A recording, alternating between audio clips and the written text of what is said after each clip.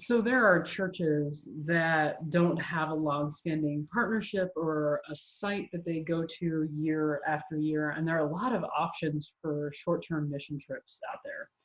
How does someone go about choosing where to go, what to prioritize, and how to get a church or a group on board with that decision?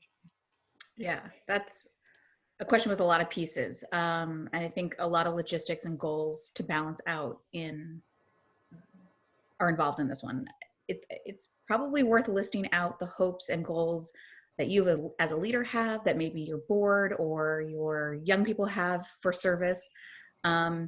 You may want an international setting, but if the finances aren't there, then it's time to think more locally, and you need to reevaluate.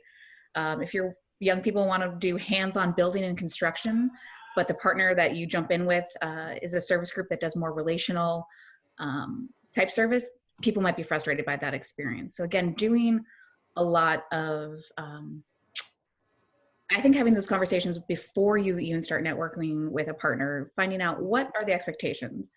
That said, I think you do want to stretch your team. Just because they always do home repair doesn't mean that's the only way to serve God and God's people. Have a sense of your people and where they are and want to meet them there, but then think about where God might be calling them to stretch themselves. I think that's the work that we sometimes forget to do, and then we end up with some miscommunications and frustrations. But if we can get a really good sense of what our capacities are and what our giftedness is, but then also where we might add new skills or try new things or serve the reign of God in a new way, that's an exciting time for mission and service. But lots of conversations need to happen to get all the partners and all people involved kind of on the same page. So as you work towards preparing for that service opportunity, you're setting everyone up for success.